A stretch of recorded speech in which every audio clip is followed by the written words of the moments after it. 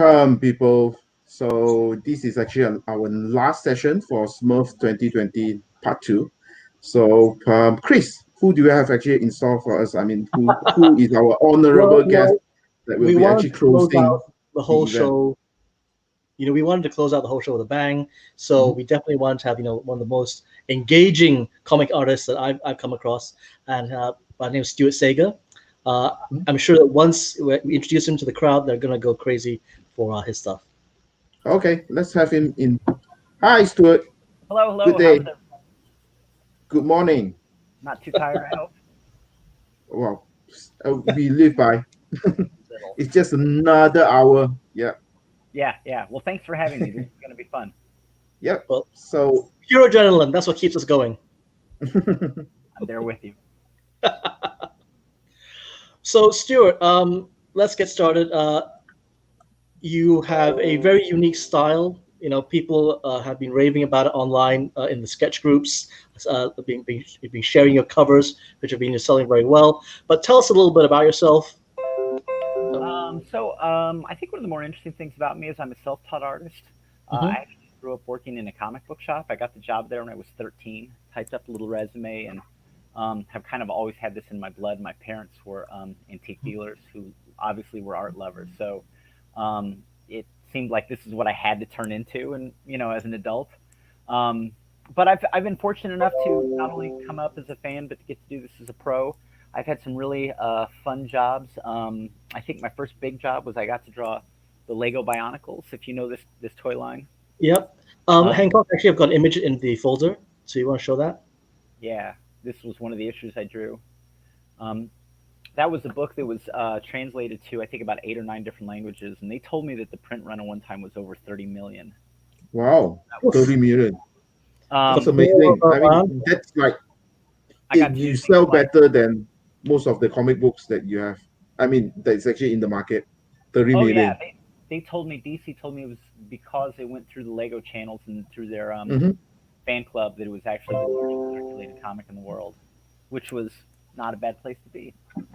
I did get to work on the Man of Steel movie. This is actually a school folder, a notebook that my artwork was used on. And there was a period for about a month. If I went, any place, I could find my artwork on, a backpack or a coffee mug or something like that. I did a nice variant cover for The Walking Dead. This is something I Yeah. was well known for. And which issue was that? This was an exclusive. It was #1. It was made for a comic book convention in Ohio, Wizard World. They did several of these Walking Dead variants around the country, usually about 8 a year, and I think they did that for about 2 years or so. Right. Here was one of the more fun things I got to do. I got to do a lot of Batman villain artwork for Warner Brothers. Not exactly DC. DC is owned by Warner Brothers, and Warner Brothers makes a lot of consumer goods like the Notebook.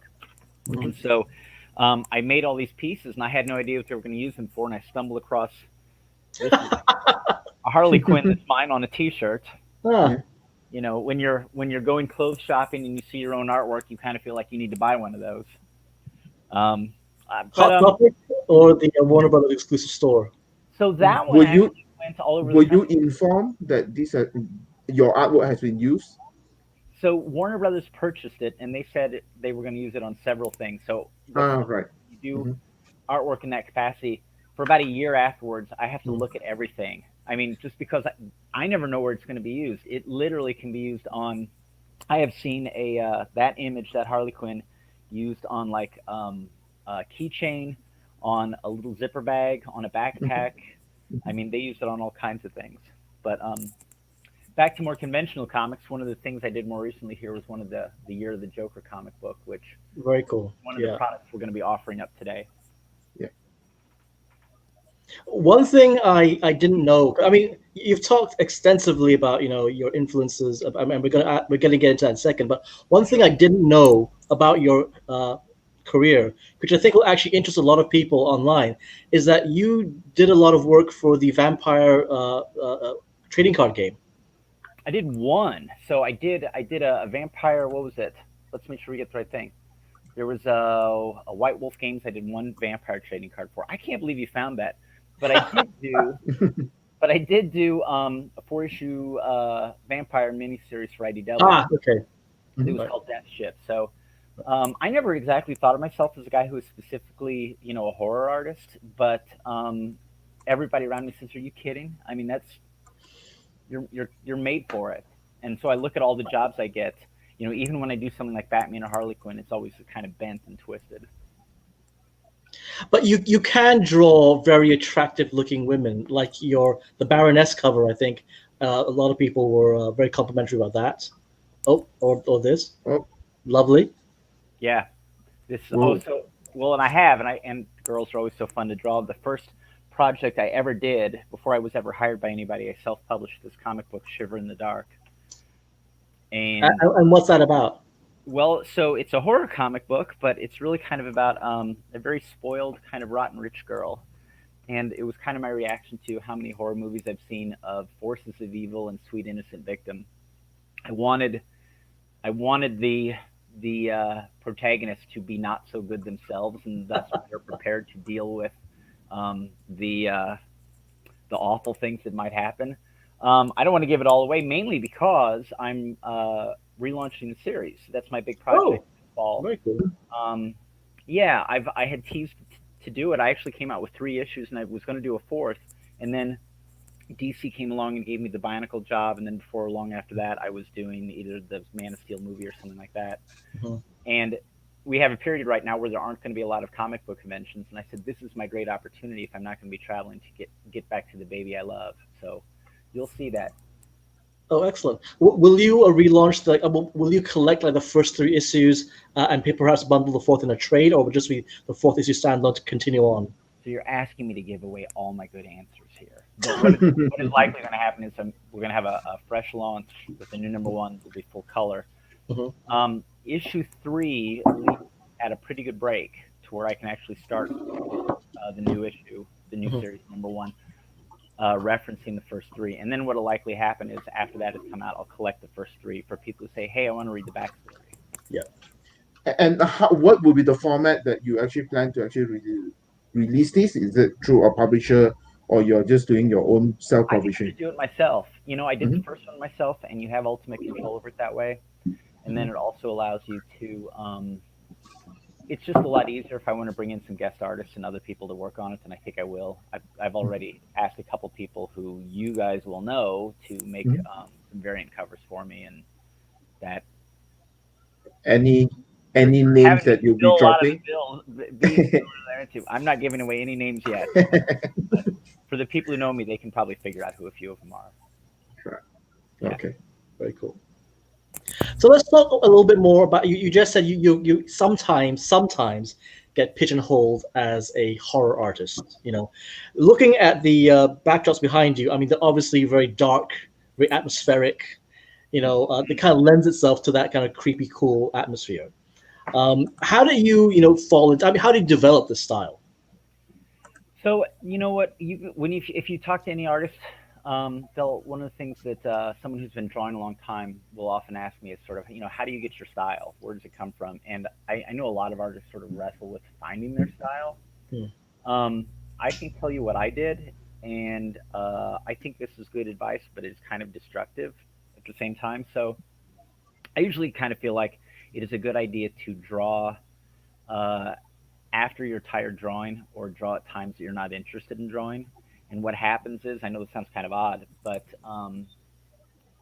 you disconnect from it a little bit, and you will take some shortcuts, and you will do some things that maybe are a little bit easier for you to do. And in that result, you'll sort of find what are some of your tendencies you go to. Like I like to work really, really quickly. And there's a part of me that says sometimes like, oh, I need just the right brush. And if I can't find the brush immediately, I said, I'll put my finger in the ink. There, that was what I needed. And so then, just keep the wheels turning, and you sort of find some things out about yourself. So I always kind of feel like one way to develop that style, draw quickly, draw loosely, do some things that don't have real boundaries on them, where you can just sort of play around. I know that when I was trying to break into comic book industry, I made sample pages. I know I did a Spider-Man set, I did a Batman set, I did the Shadow.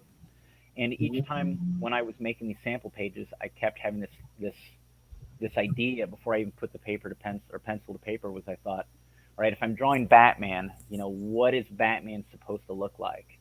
And then I sort of called up through my head all the people who'd drawn Batman before me, the Neil Adams, the Jim Aparo, Jim Leaves, or whatever.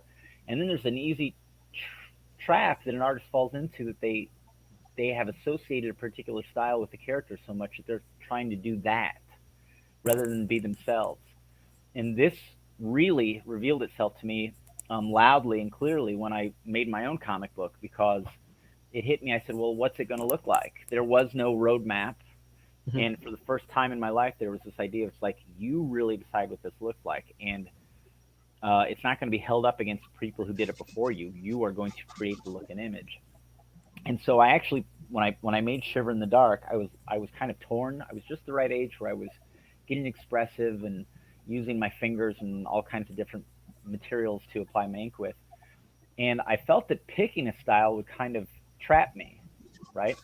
And so what I did was, I just said, well, how much can I bite off? And the idea was, draw every panel in the style that the mood of that scene dictates. So if I have something that is really kind of dreamlike, or if someone's falling in love, I might watercolor that.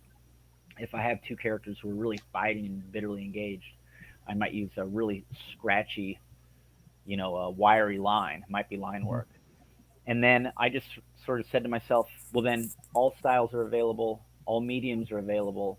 I just have to sort of say the art has to fit the story.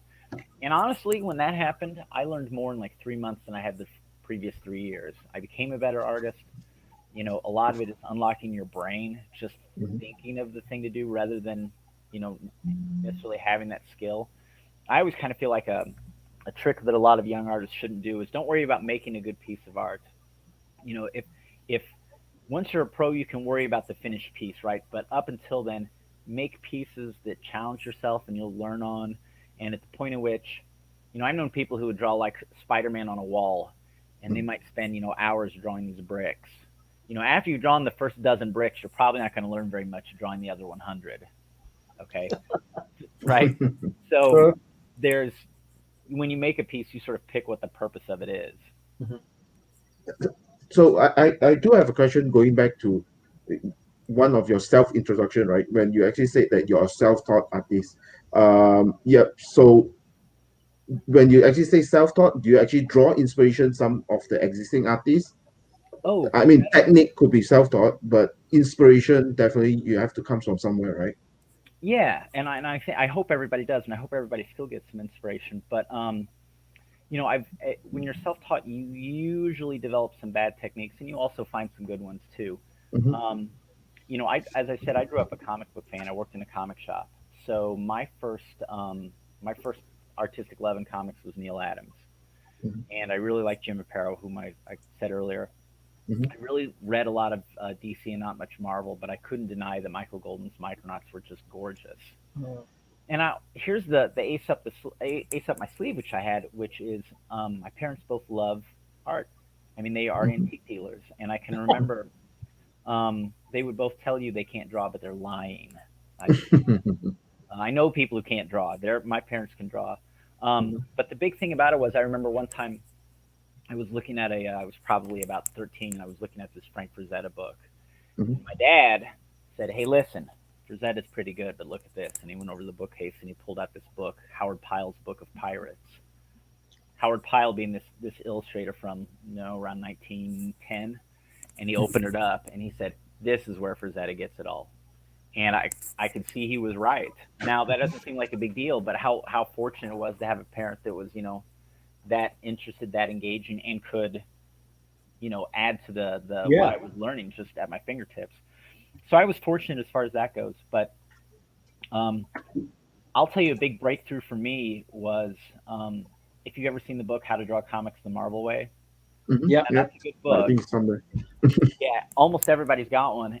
I didn't respond to that a whole lot, but I can remember in there, it's a really good book.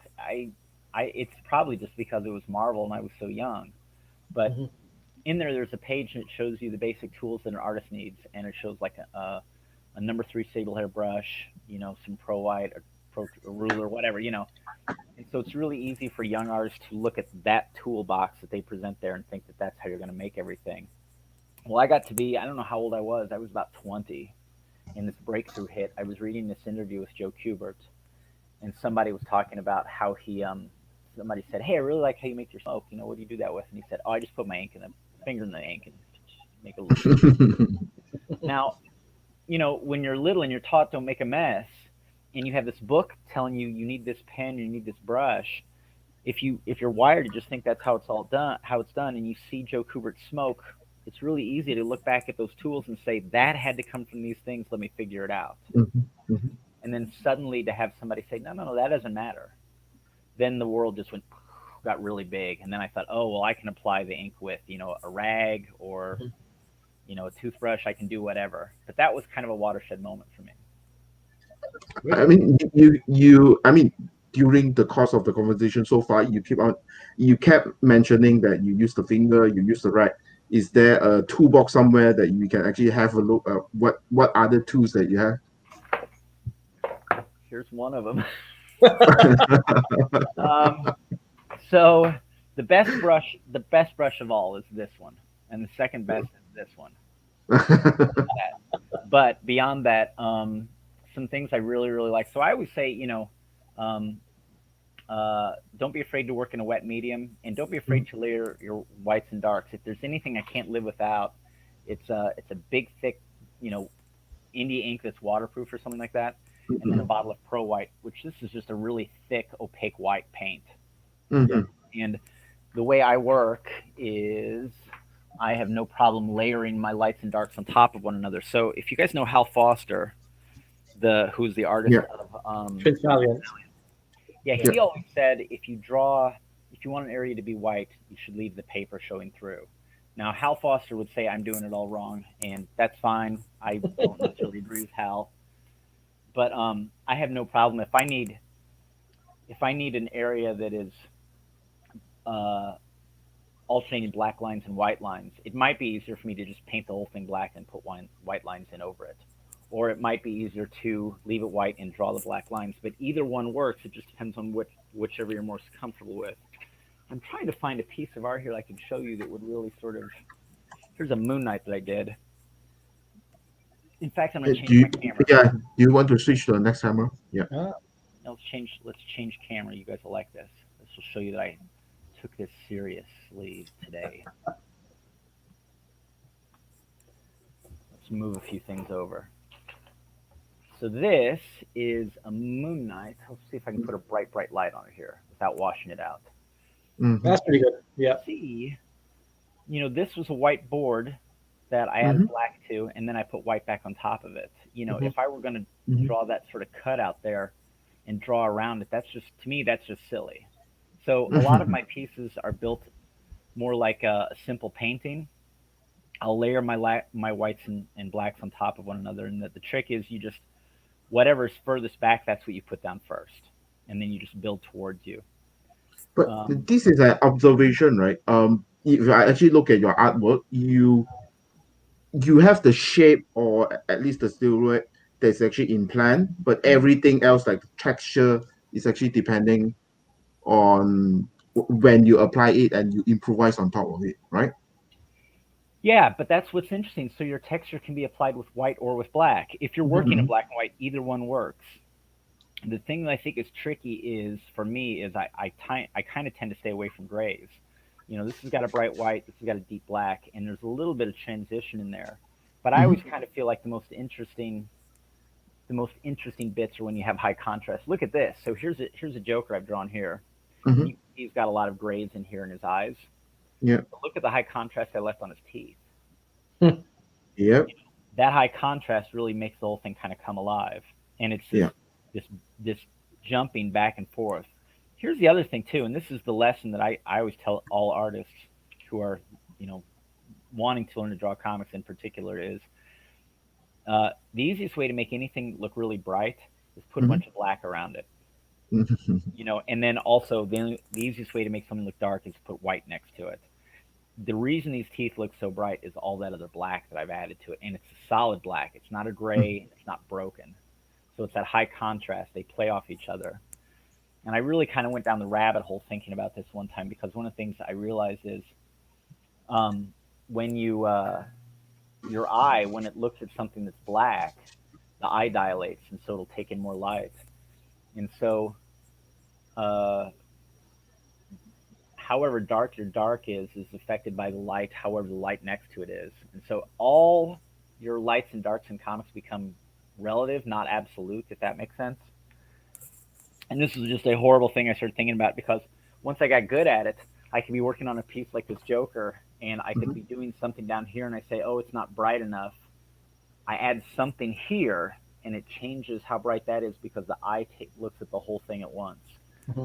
And that is something that, well, you can spend your whole life thinking about that, I found out. Well, so you've had a lot of variant covers come out in the recent past. Yeah.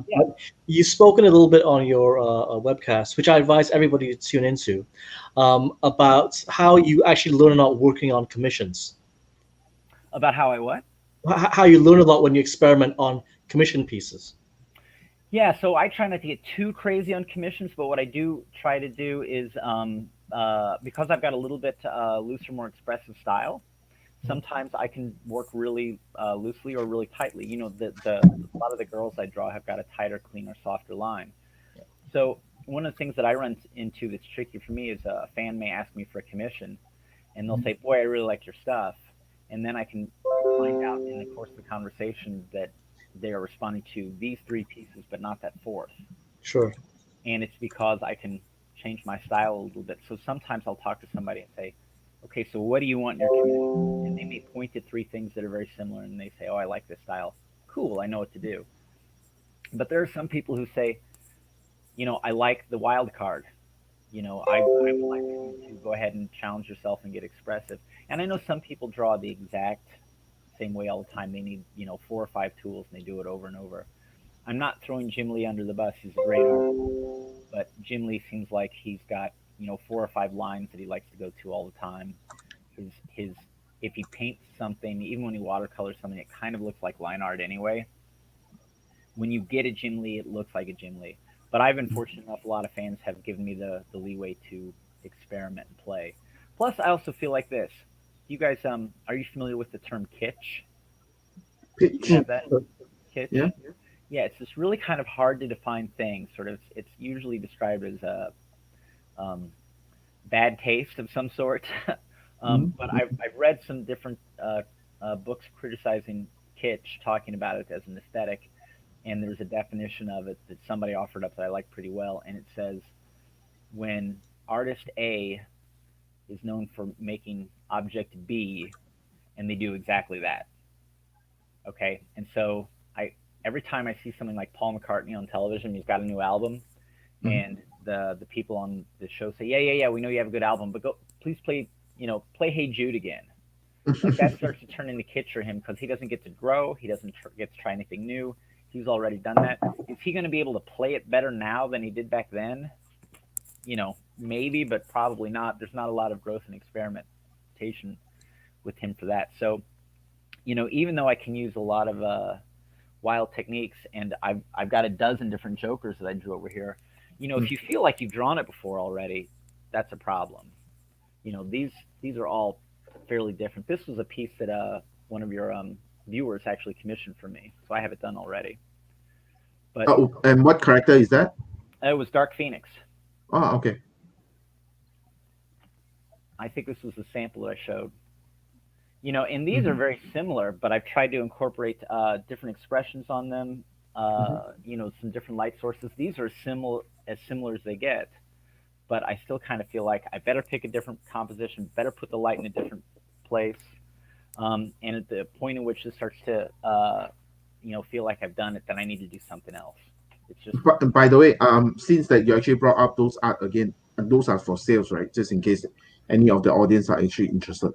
So a couple of these are ones that I have to mail out from a previous event similar to this, but I know that the Moon Knight is available. I can make a custom Joker. The one with the big white teeth is sold.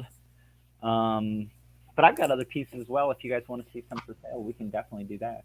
Yeah, I mean, I'm sure that a lot of viewers will be interested. Sure. And Hancock, there's a quick question. there's also a quick question here from Barry. Is Bill Sienkiewicz a big influence of your art? Because your art style, Bill Sienkiewicz. No? No, I said, who is this? Bill what? No, of course I know who he is. Yeah. He is. And the funny thing is, I'm one of those guys who grew up not a huge Bill Sienkiewicz fan. Now, there are two reasons for that. One was Neil Adams was my hero. Now, that already kind of puts you down on the Bill Sienkiewicz path. Because if you know Sienkiewicz really grew up being an Adams fan. But also, I think my first real exposure to Bill's stuff was probably... Actually, my first exposure of it was Moon Knight. But when he was really had become Bill Sienkiewicz, it was from New Mutants. And I think I saw it was printed on the flexograph printing presses. And boy, I didn't think those books looked good. And it wasn't Bill's fault. But I was also young and I wasn't at the right age to get it. What happened for me, and I told the story several times, I got to be, and I was about 22, 24, something like that.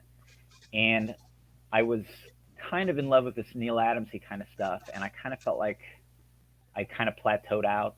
It had gotten, not that I had mastered it or anything like that, but I kind of felt like I'd been there, done that, and I was looking for something a little bit fresh and new. And I actually picked up a Vampirella from the 70s, and I came upon Esteban Morato, who was doing this really high contrast black and white work that was loose, kind of expressive, and sometimes he would draw somebody in silhouette, but instead of a black silhouette, they'd be a white silhouette. And it just struck me at the moment where I just said, oh, this is great. I was kind of excited by it. And it took a day or two of me tracking down other issues of Vampy and Warren magazines where he'd done this kind of work. And then I sort of looked up at the rest of the world and I glanced and I saw Sienkiewicz again. I was like, oh, that guy is really good. Like it just kind of clicked off. And no, Bill, I say this regularly. I think he may be the most broadly talented artist in comic books. You know, I always tell people if there's somebody who, you know, should look at it, he's a guy to consider because he can do superhero work, he can do portraits, he can do cartoony, he can do watercolor. You know, when I said that I wanted to be able to choose any style to draw Shiver in the Dark with, you know, he's a guy who could do that. He's a guy who can just say, you know, whatever you want, I can do it. And so that means visually he's got a bigger vocabulary than most of the people working in comics. I've literally talked to artists who said, I don't know how to color or I don't know how to ink. And you feel like, wow, you've taken a lot out of the equation. He's really smart, though, too. I like Bill because when I've talked to him, he's one of those artists who he doesn't just draw or paint. He is constantly a student. Like, he knows a lot about other artists. He knows a lot about art history. And I know when I really became interested in Bernie Fuchs, I thought, well, who's somebody who would know about Bernie Fuchs? I asked Bill. Bill knew Bernie Fuchs personally. You know, he'd been to their house, and he could tell me how he did some of the things they did. He knows a lot. Yeah. I will say that I loved Esteban Marato's DC work, you know, on Amethyst and Zatanna, but the coloration bugged me. I think I then went and looked at back at old Warren stuff with the Vampy and black and white, and yeah, I think it really shines through there. But the visuals on the DC books drew me in first. So here's the freaky thing about that, if I may. So I was, as I said, I'm a self-taught artist, but in college, I studied journalism and I also studied art history. You know, I was not too far from graduation, and somebody said, you need a minor, something else, another focus. And I knew it wasn't going to be studio art, but art history sounded really fun and pretty sexy, so I took that. And I was really interested in a lot of Baroque painting. I was interested in a lot of European painting, of even through most of the 18th century. But you start to get into like 19th century modernism, Monet, Manet, Degas, Renoir, that sort of thing. And I didn't respond to it. And I kind of didn't really want to study it that badly. But then I had this sort of moment where I said to myself, you know, the rest of the world says this stuff is great, right? So you can try to see the good in it, or you can stay closed-minded about it. And I knew that I was missing out on something, and I could have just sort of told myself that I was right and ignored the stuff, or I could have tried to engage it. But I realized I had to engage it on its terms. And then that also kind of opened things up and allowed me to then later appreciate people like Esteban Morato. And so like when you mentioned his coloring, like that, some of his coloring is kind of odd, but if you can sort of say, okay, this is different, what is it doing? What can I take it in a small dose and appreciate it for what it is? Then suddenly I kind of got into it. I don't know if I want it for my, day in, day out comic book, but it's a great change of pace. Well, yeah, but I absolutely agree. It's not always to my taste. It's very interesting, Right. but I would say that once those visuals, once I got used to that style, once that style attracted me, I went back and looked at his Warren Vampirella stuff, and that really sold me on his art. Well, you hit the nail on the head. The best word there is interesting. Like I've gotten to where, I've watched movies or heard music and just say, I don't know that I like this, but it's interesting. I'm captivated somehow. I'm challenged by it. And that's really cool. So we sometimes like to just go for what we love, but sometimes it's better to take something that is a little bit challenging that we don't really get or don't really understand and doesn't fit. And that, I think that was a big deal for me. If I hadn't decided that I was going to really try to engage with modern art, then I would have left a lot out. I mean, well, considering that you actually study so much of art history, why are you actually doing just comic right now, or are you really exploring art as a whole, as a medium? I mean, the approach itself, because it sounds like that you really have a lot of observation and understanding of art as a medium. How do you actually produce art, right? So are you interested in this comic form of the art part of the comic form, or you're interested to actually study it at the moment before you actually branch out? Just a question. So for me, I think the thing that never gets talked about for me, which Mhm. is, I think it's bigger than most people know, is I really like writing. Mhm. And I've said this many times, and people always laugh. When I'm at a comic book convention, somebody says, "What's your favorite thing to draw?" And I will tell them, I said, honestly, and I sort of look both ways to make sure I don't get in trouble. My favorite thing to draw, and by the way, I'm married, and a decent number of my friends are married, so I can't do this much anymore. But my favorite thing to draw was to draw cartoons of my friends trying to hit on girls. And I'm not joking. And so what I would do is, if I knew them, and if I had, this goes all the way back to high school. If I saw one of my friends try to, flirt with a girl that we knew in class, if I saw that, I was going to draw it, right? And I was going to sort of roast my friends.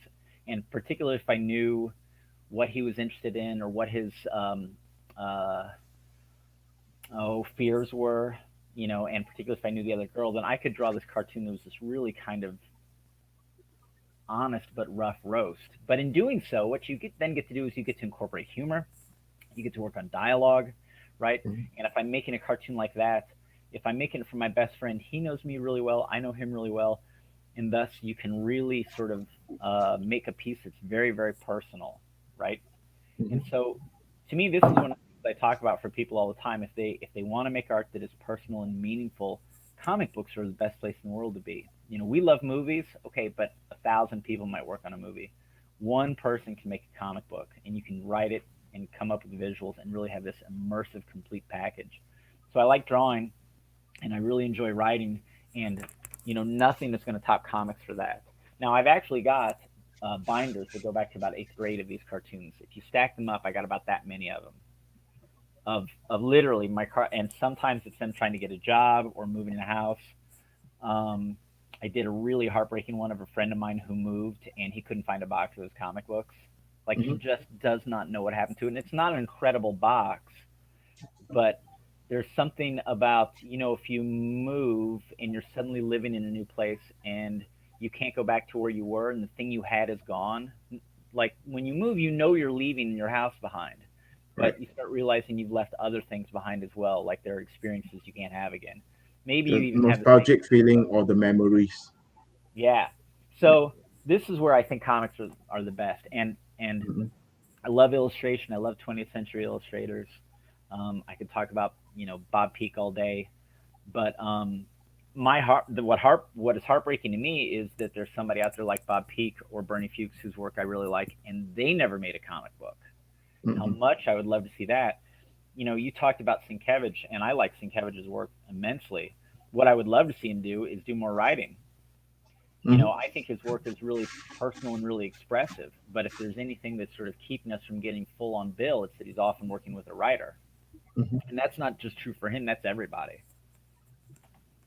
That doesn't necessarily mean that every comic book artist is the best writer, but you will get a better personal view. Sometimes that can backfire, though. I mean, Michael Zulli took years to try and bring out, something that he wrote and drew, and it kind of broke him.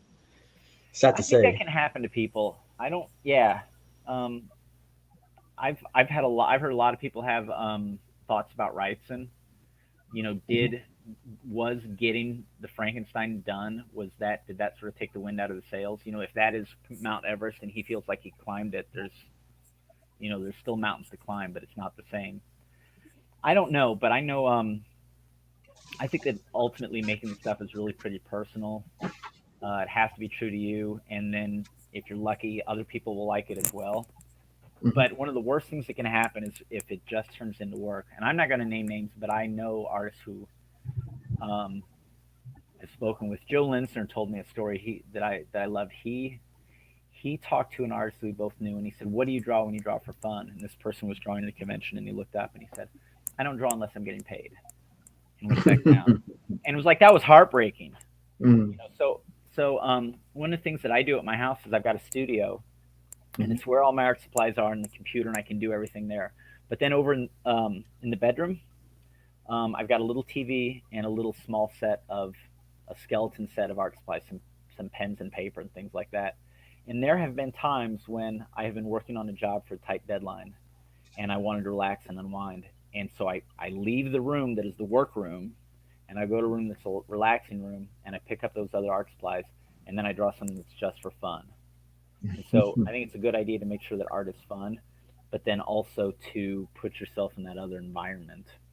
You know, I don't know how to put it. It's the same as, taking off your tie. This means I'm at work. That means I'm off work. I think all the psychological things actually kind of come into play and affect greatly the things you make. Right. There's a question coming from Joel from the floor. So, question to Stuart. You mentioned that Neil was your favorite artist. Did you started off to draw like him? I'm really curious to see how your style evolved over the time. So this is what's fascinating. So if I've got a real weakness in my well, I've got millions of weaknesses in my skill set, but if there's one that I really, really suffer from, it's that I've never been very good at looking at something and drawing it. I've almost always drawn out of my head. In fact, in 8th grade, I had an art teacher who would never give me an A on an art assignment. And in looking back, I didn't deserve it because we would always have to draw still lifes. So she'd set out a bowl of fruit, right? And there'd be an apple and an orange and a pear. And I'd have my paper and pencil, and I'd look at it and say, wooden bowl, apple, orange, pear, got it. And then I would just make one up. And it would look good enough, but it wasn't that apple, orange, and pear. And so as a result, that means that I'm not good at drawing portraits, right? That's something that I wrestle with. If I have to make a car or a motorcycle for comic books, I can make one up out of my head that's pretty convincing, but it won't be specifically, a certain model. Right. And so as a things result, that you see in real life. So as a result, like Neil was the guy I loved, and I really think I did a lot of my drawing early on. People always ask, what are some of the things that helped you early on to learn to draw? And this is awful, but one of the best things that helped me was I was good at math. So in my kindergarten, first grade, second grade, I got all my math work done very quickly. And while the other kids were working, I had time to sit and draw. Okay, the math was done quickly and it was done right, so nobody was going to be mad if I kept myself busy. But as a result, there weren't any comic books to look at, so all I had was what I could call out of my head. So a lot of the atoms that I have in there in my work where he was a big influence was never really studying it or copying it or anything like that. It's more sort of like I just read so much of it that I just kind of internalized it.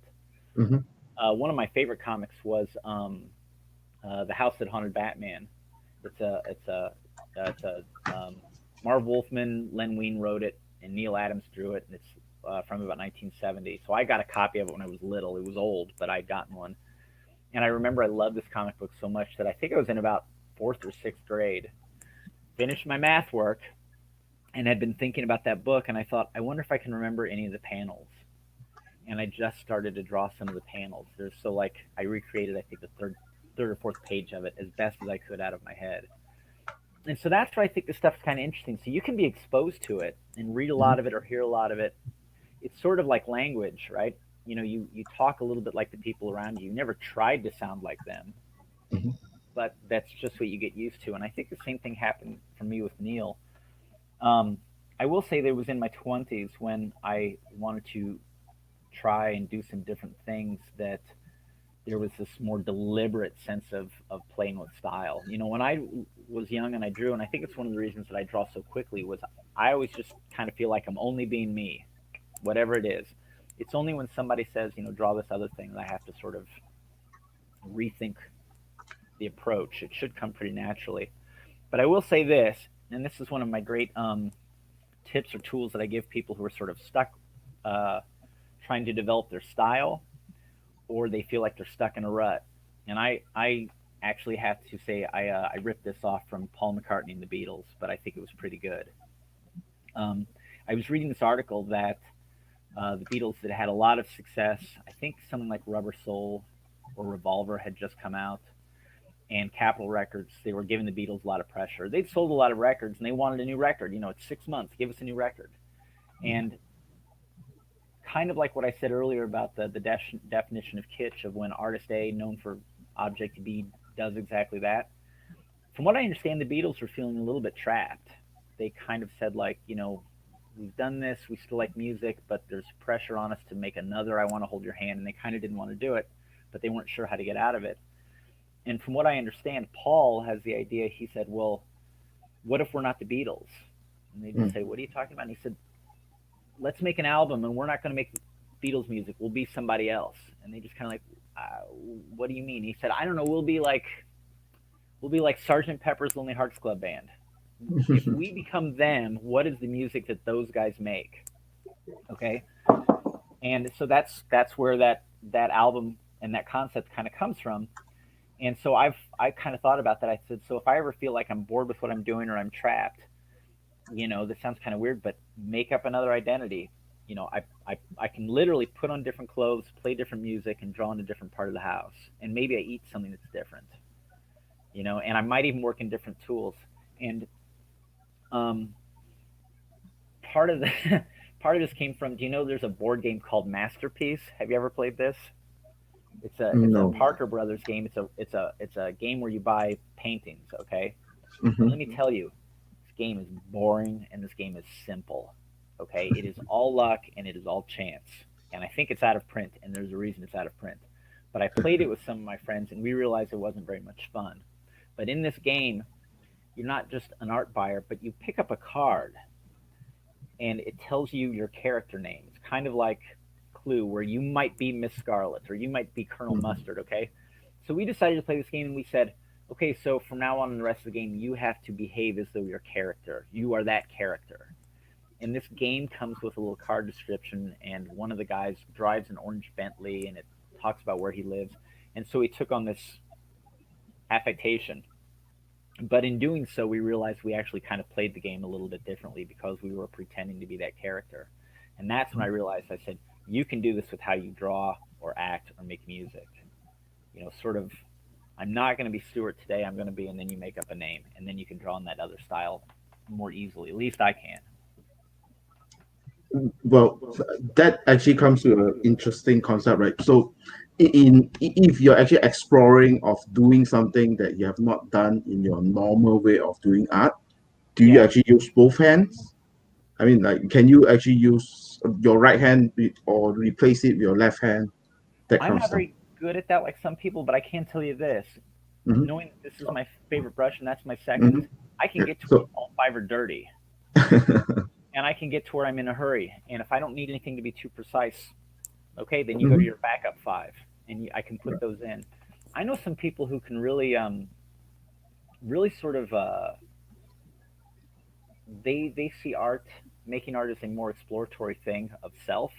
And I know a couple artists now that you've asked me this who probably would say, I'm going to intentionally do something left-handed. Okay, looking forward to actually see those.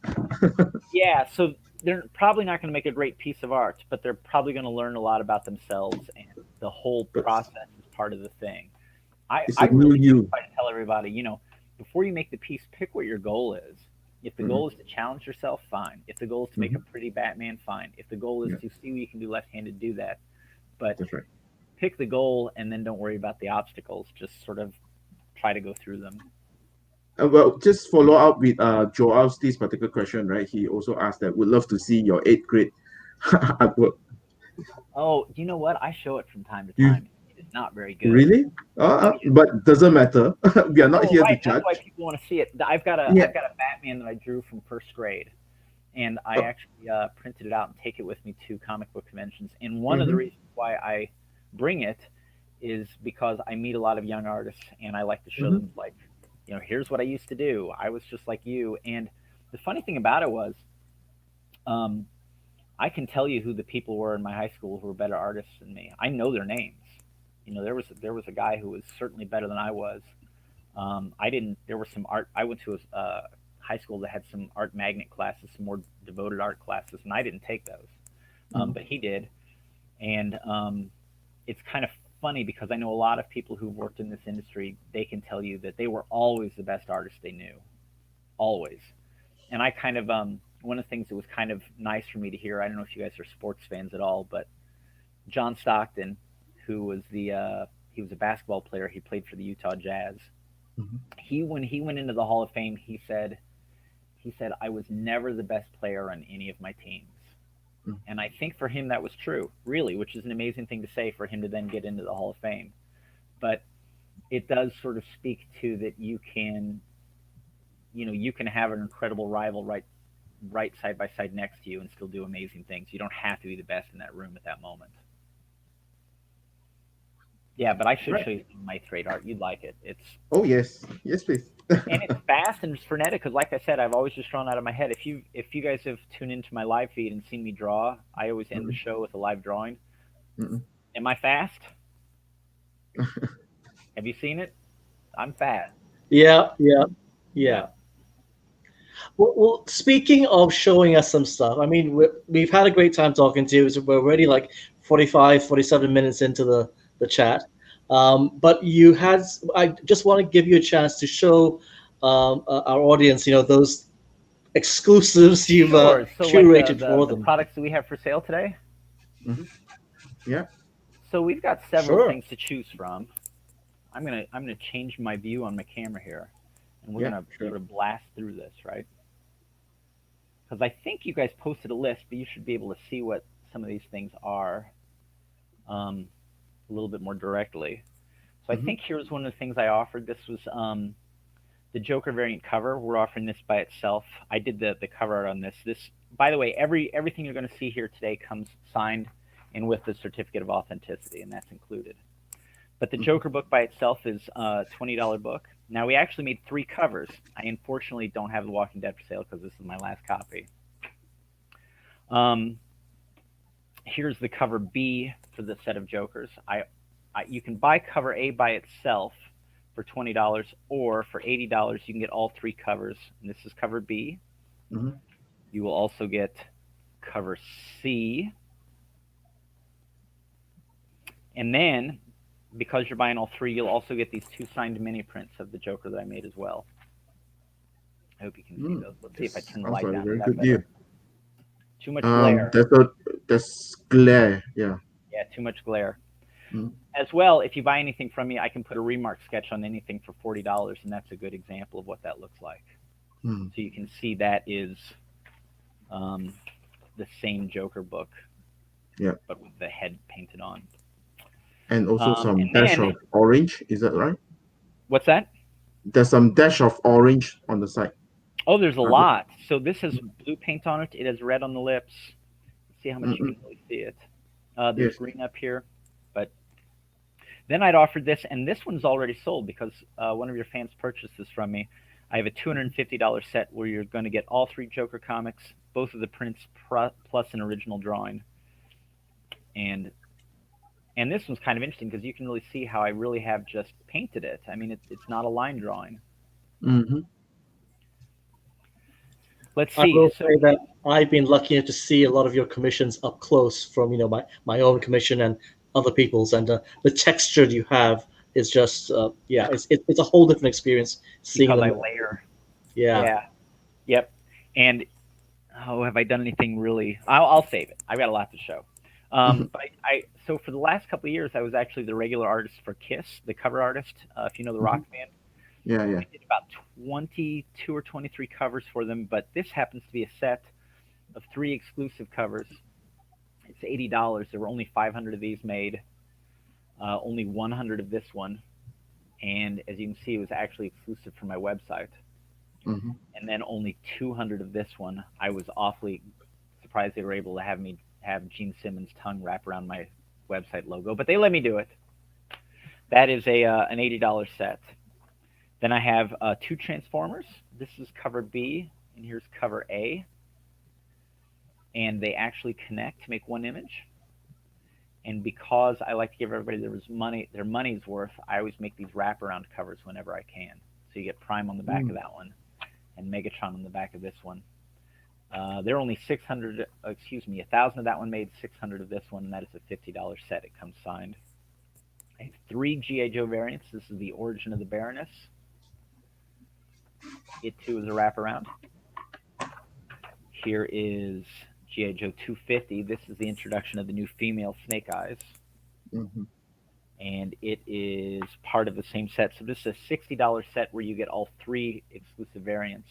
This is a reprint of the Marvel ~1. There are only 500 of this book made, as well as the issue before it. So a lot of these are pretty rare.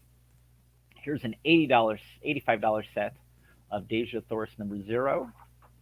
You knew it was coming. It's another wraparound. That was cover B. This is cover A. Hope you can really see her here, because I think she's got a lovely face and nice work on the metal work on this. It's a nice wraparound. And then here's cover C, and there were only 100 units of this made. And that's one of the reasons why the set is as expensive as it is, because $85 for all 3. Then there was a #1, Dejah Thoris 1, where I made 3 of these as well. And that is an $80 set. They also happen to be wraparounds.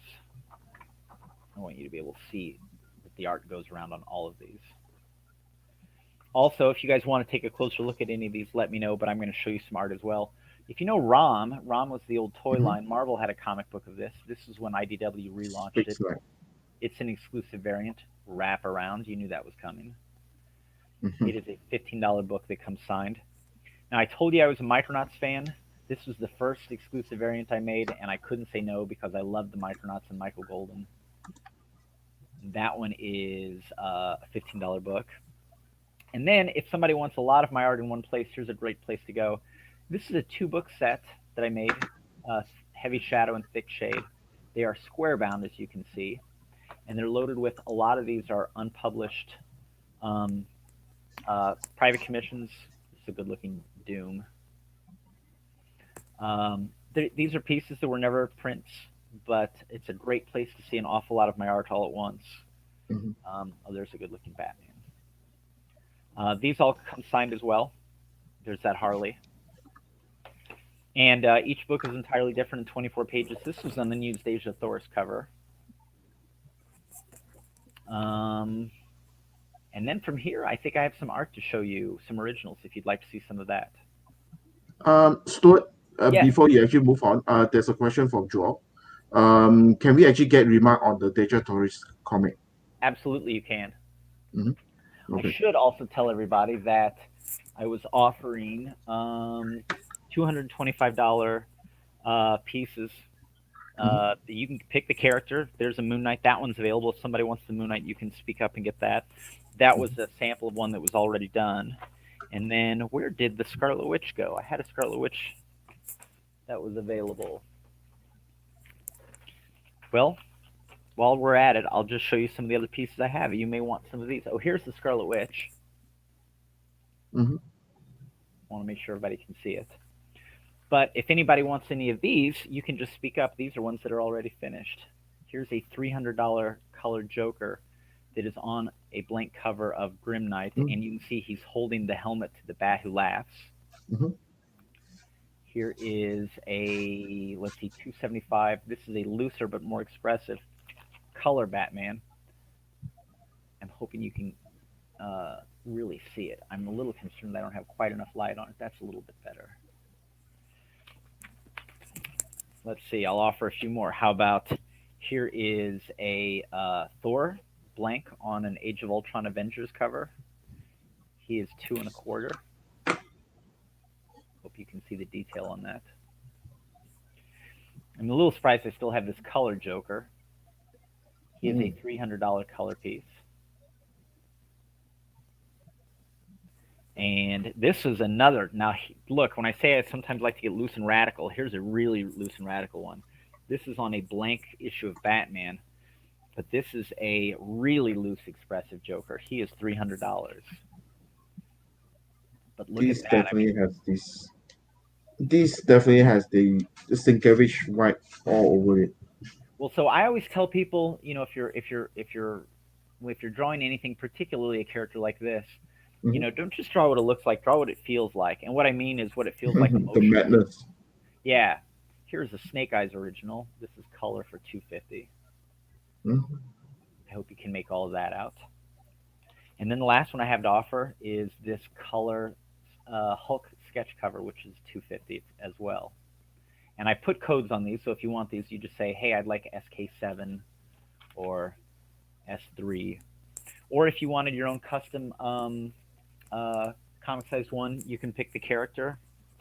I actually have, I think some of these Jokers are already being mailed out, but if you want that, this is an example of what you can get if you buy that Joker set, where you get an original inked bust plus all 3 of the comics and the 2 prints. That's $250. I think that's one of the best deals I have offered, actually. So, if I can answer any questions about any of these, just let me know. Well, to be honest, most of the flaws are just being wowed by what you actually seen. So yeah. I'm flattered.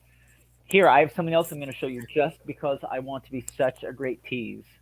Sure. This was a Batman that I just finished, and I have to move my chair. So we talked about challenging yourself and getting carried away and so on and so forth, right? Take a look at this guy. Actually, I'm going to hold off on it for a second. Remember the Transformers I showed you? Original cover for it. Whoa. Okay. So that's huge, right? It's what's giant. the size of it? It's like 19. It's definitely larger than A3. 11 by 17.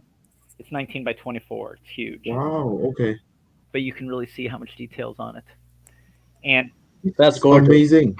Well, and it's what I was about to show you here is that I really like to challenge myself sometimes. So tell me how you like this Batman.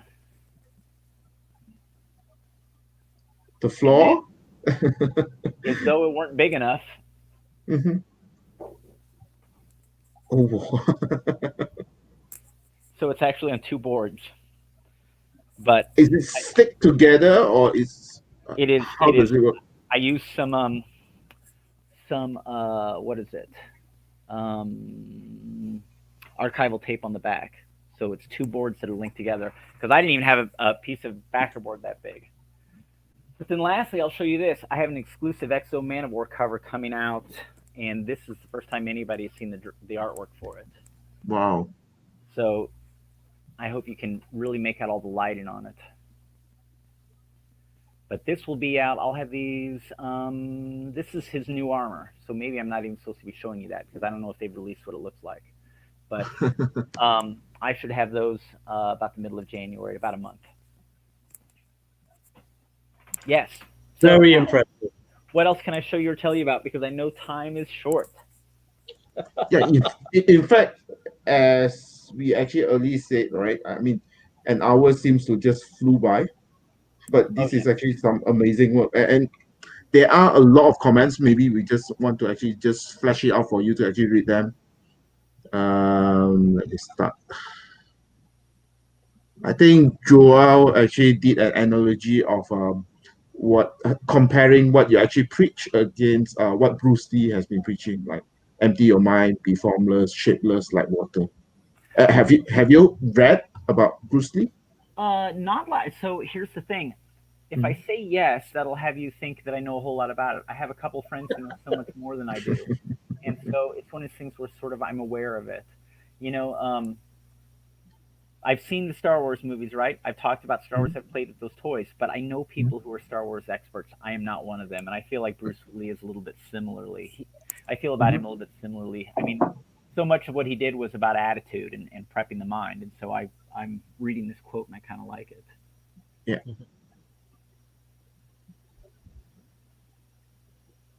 Yep, be water. That's everybody has different attitudes about how to make this stuff, and I always feel like one of the tricky things is, people are sort of looking for the answer. Like, give me that piece of advice that's going to unlock it. And almost always, it's you have to sort of have this epiphany, and it usually comes from within you. Sometimes it's somebody says something or does something. In my case, I saw that Esteban Morato art or read that Joe Kubert thing, and it just kind of opened it up. But at the same time, you can dial back when I was younger. Neil Adams was not the first Batman that I saw, but I saw his art when I was 5, and I realized, I was like, here's this guy who's speaking to me. He is the best, and it's all about sort of finding personal meaning in this stuff, and where's your truth, and what do you want to make, and who do you want to be. I mean, I think that's a lot of what Bruce Lee was interested in. I think the last prompt that I'll actually just bring it up, it will be by Barry. Thanks for the great insights. Outside of comic insert. Yeah, so here's the funny thing. I like all those guys. Sienkiewicz is a guy who I followed a lot. I have to say this about him. For most of Bill's career, he has been really supremely skilled. But there were times you could look at him and say, here he's drawing like Neil Adams, here he's drawing like Bob Peak. All those New Mutants things are really heavily influenced by Bob Peak. And then there's some Baron Story stuff that creeps into, I think his Moby Dick kind of has some of that.